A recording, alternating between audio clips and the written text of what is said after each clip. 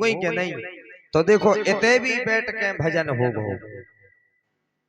हर जगह बैठ के भजन करो, ऐसो कोनो स्थान न जाके जिते भजन नहीं कर। भजन तो अहरनिश करना चाहिए। आगे सुखदेव जी महाराज वर्णन करते हैं कि जब कंस मारा गया तब सबसे ज्यादा दुख किसको हुआ? सबसे ज्यादा दुख हुआ जरासंध के लिए। क्यों? क्योंकि जरासंध की दो पुत्रियां कंस के लिए ब्याही थी, अस्ति और प्राप्ति। अस्ति प्राप्तिश्च कंसस्य महिष्यौ भरतर्षभा मृते भरतरि दुःखार्ते ईयतुस्म पितुर्गृहात्। और कंस के मर जाने से जरासंध के लिए बहुत कष्ट हुआ। तो जरासंध ने 17 बार कई अक्षौणी सेनाओं को लेकर के मथुरा के ऊपर चढ़ाई की, परंतु भगवान का बाल बांका नहीं हो सका। अब एक दिन सारे राजा महाराजा बैठे हुए थे, जरासंध, साल्व, तंत्रवक्त, विदुरथ, शिशुपाल, कालियावन आदि राजा बैठे हुए थे। अब कालियावन ने क्या काम किया? कालियावन कहने लगा कि देखो जरासंध, बोले अब मैं युद्ध करने के लिए जाता हूँ द्वारिकापुरी। तो कई अक्षौणी सेनाओं को लेकर के, राजाओं को लेकर के और द्वारिकापुरी के पास में पहुंचा। वहां पर संदेश वाहक को भेजा। वहां से भगवान अकेले ही आए तो शत्रुओं में भय प्रकट हो गया। बोले ना जाने क्या करेगा, अकेला आ रहा है।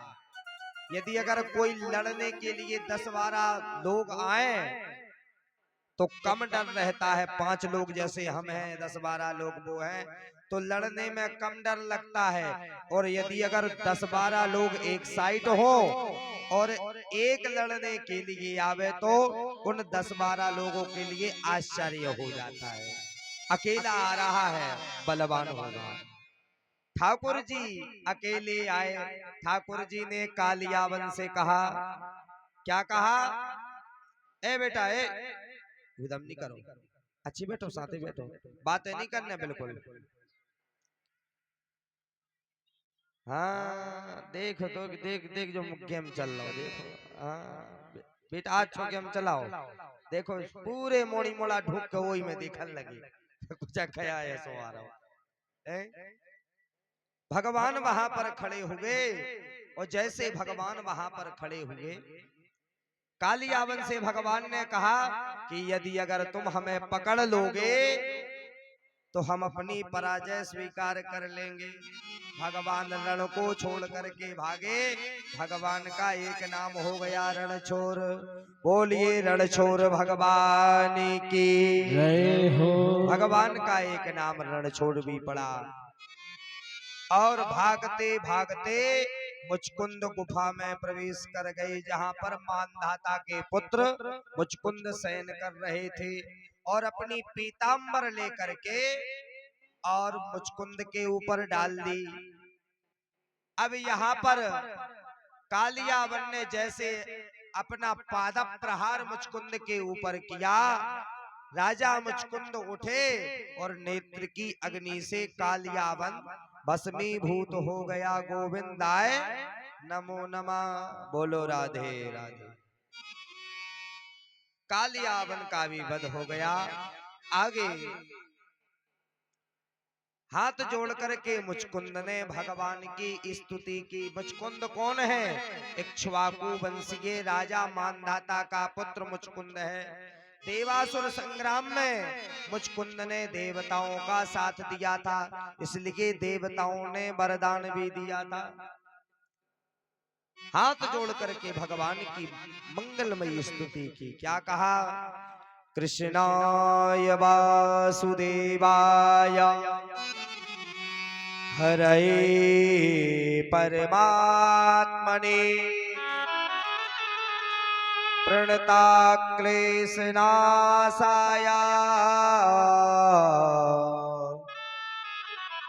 गोविंदाय नमो नमः।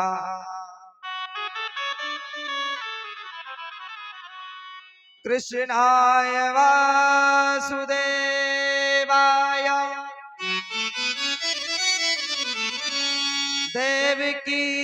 नंदनाय च नंद गोप कुमाराय गोविंदाय नमो नमः। इस प्रकार मुचकुंद ने भगवान की स्तुति की, भगवान ऐश्वर्यता का वरदान दे करके वहां से अदृश्य हो गए। अब देखो, अब विवाह की कथा आ रही है। श्री सुखदेव जी महाराज अब भगवान के विवाह की कथा वर्णन कर रहे हैं। एक बार क्या हुआ कि विदर्भ देश के राजा भीष्मक की एक पुत्री जिसका नाम है रुक्मिणी और 4 पुत्र हैं रुक्मी आदि। तो रुक्मी ने शिशुपाल के साथ में अपनी बहन का पहले से ही संबंध और पाणी ग्रहण संस्कार का वचन दे दिया था। किससे? राजा शिशुपाल से। राजा शिशुपाल कौन है? ये चंदेरी के राजा शिशुपाल हैं। बेटा वो गोले पसार लो, ऐसे ऐसे और मोड़ी मोड़ा और पसार लो गोले, तई को ऐसे गोले पसार लो, ऐसे गोले पसार के बैठी को नहीं, अच्छे बैठ जाओ, ऐसे नहीं बैठने अपन को। तो विदर्भ देश के राजा भीष्मक और पुत्री रुक्मिणी